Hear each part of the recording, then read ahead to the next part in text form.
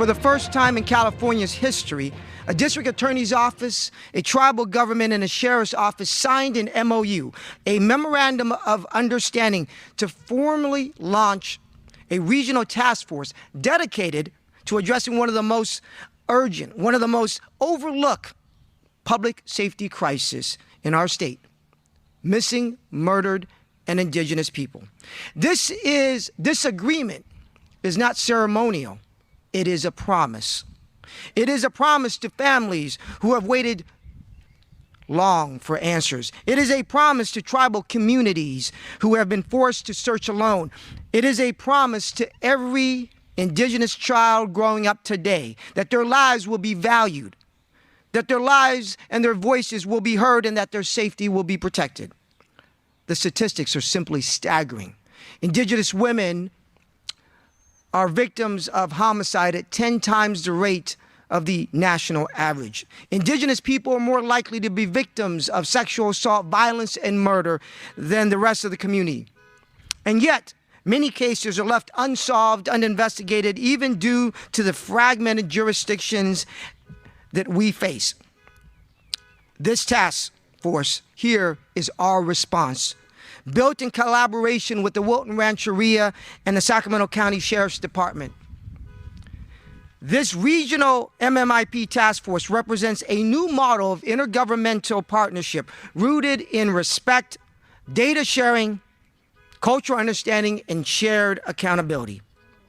This work is long overdue, and it is deeply personal. Behind every case file is a mother still searching, a community still grieving, and a future cut short.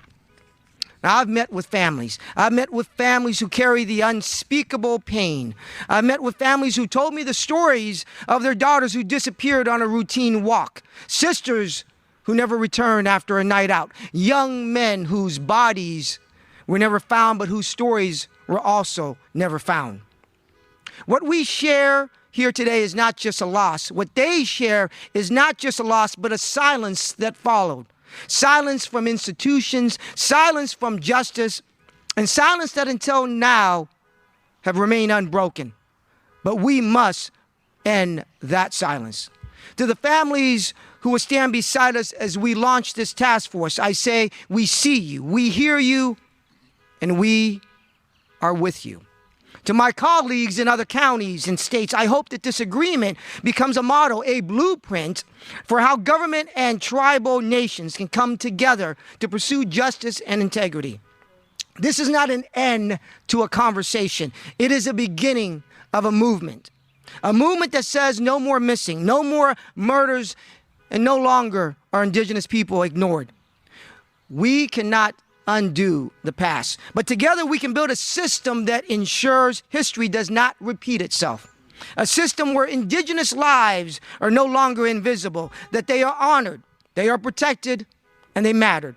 Justice begins with visibility, and this task force is just the beginning.